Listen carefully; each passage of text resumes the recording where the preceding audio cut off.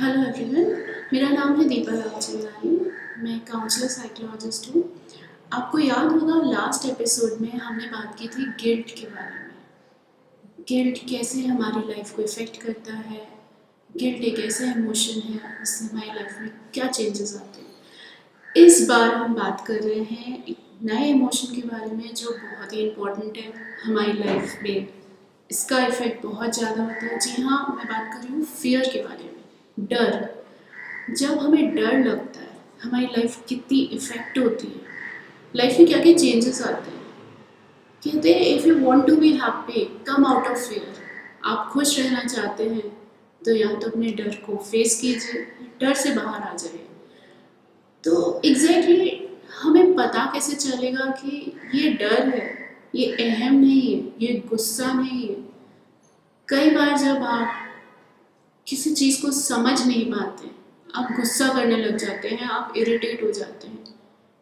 आप नोटिस कीजिए कहीं उसके पीछे आपका कोई डर ही तो नहीं है कि अगर ये चीज़ मेरी लाइफ में हो गई तो सब खत्म हो जाएगा। वो डर है।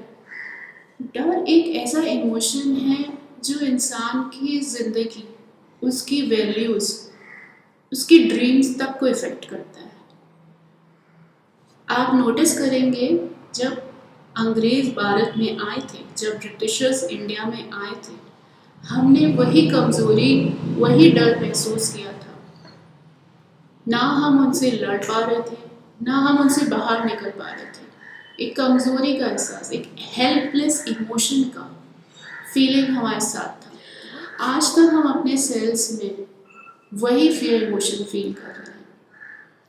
So that helpless emotion, that helpless thought which is coming through that point जब ब्रिटिशर्स आए थे या उससे भी कई साल पहले, आप बोल सकते हैं, जब जब हमें वही हेल्पलेस इमोशन फियर फील होता है, हमें ये देखना है कि नाउ व्हाट, नेक्स्ट हम क्या कर सकते हैं।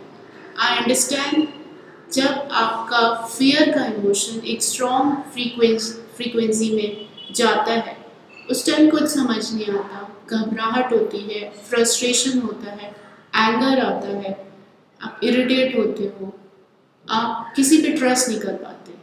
तो आप देखिए फियर के बाद कितने सारे इमोशंस आए जिसने आपकी फ्रीक्वेंसी भी चेंज कर ली, आपकी हेल्थ को भी इफेक्ट किया, स्ट्रेस भी साथ में आया।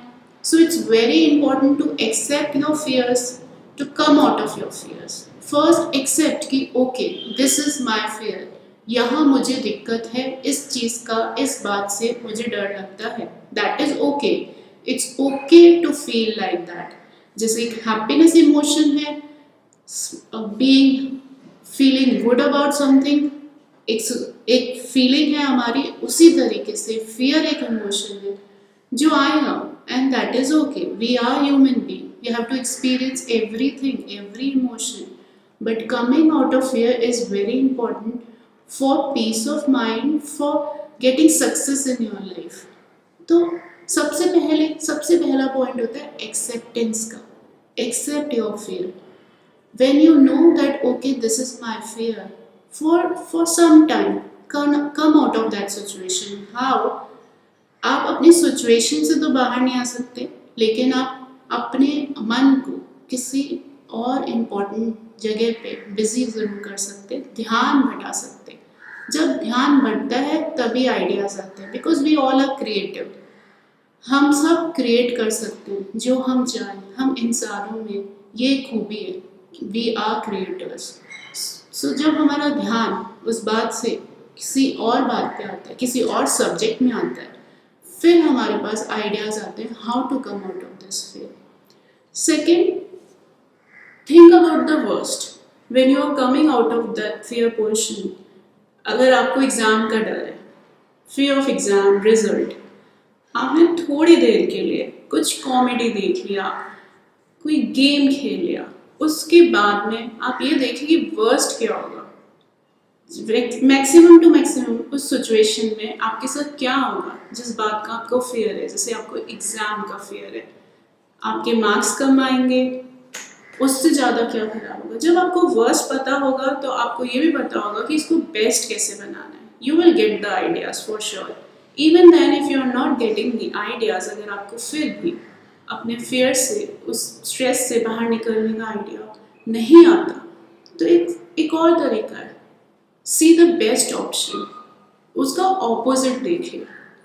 ऑपोजिट देखने का मतलब ये है कि आप ये देखिए कि अगर मैं इसी सिचुएशन के बारे में फोकस करता रहा करती रही तो ये सिचुएशन तो वर्स्ट होनी है, बट अगर मैंने पढ़ना शुरू कर दिया या उस चीज़ के लिए सॉल्यूशन निकालना शुरू कर दिया जो बात मुझे आज इतना डरा रही है, तो फॉर श्योर आप बाहर तो आएंगे और आपको अपनी स्ट्रेंथ का भी पता चलेगा। आपको ये आइडिया हो जाएगा आप कितने स्ट्रांग हैं, आपके पास कितने क्रिएटिव आइडियाज़ हैं उस बात से बाहर निकलने के लिए।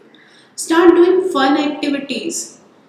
ह्यूमर इज समथिंग, अगर मैं ये बोलूँ, फन एक ऐसी चॉइस है आपके पास।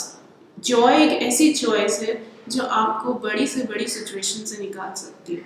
So start doing something which makes you happy.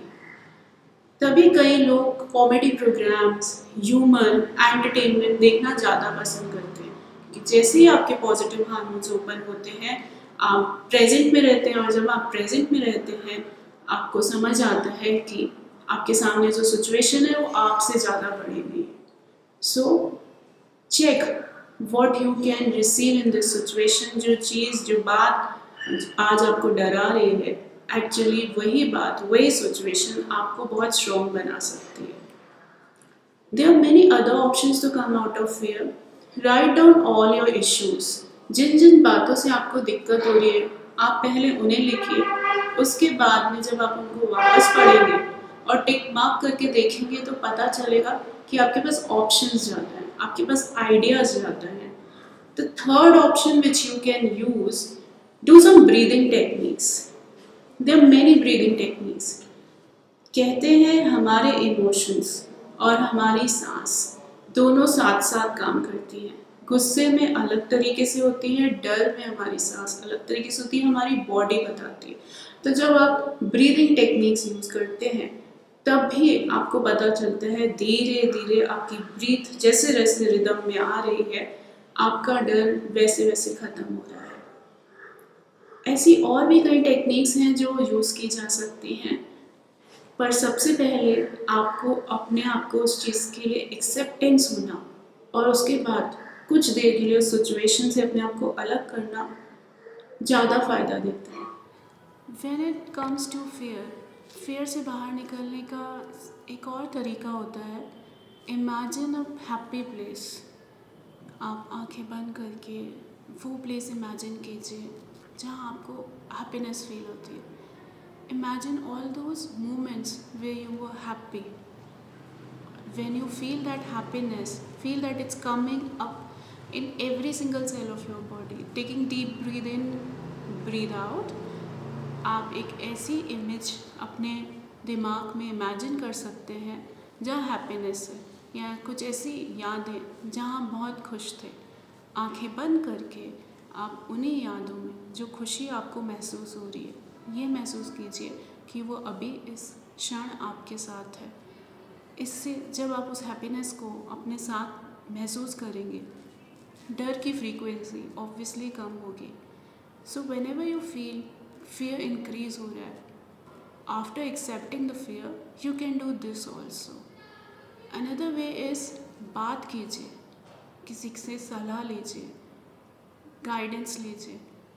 कई बार अपने मन की बात किसी से करने से, सलाह लेने से, गाइडेंस लेने से मन हल्का होता है, वेंट आउट होता है, प्लस आपको समझ आता है, क्योंकि डर में आप समझ नहीं पाते, आपका परसेप्शन, आपका फोकस सिर्फ फियर थॉट में रहता है। जब आप किसी से बात करते हैं, किसी से एडवाइस लेते हैं, वेंट आउट करते हैं, बात करते करते भी सामने वाला भी कुछ ऐसा बताता है कि ओके, ये रास्ता भी हो सकता है, और आपको भी रियलाइज़ होता है कि ठीक है, यहाँ से बाहर निकलने का, इस सिचुएशन से बाहर निकलने का ये रास्ता भी हो सकता है। ये दो बहुत ही इम्पोर्टेंट पॉइंट्स हैं जो आप यूज़ कर सकते हैं।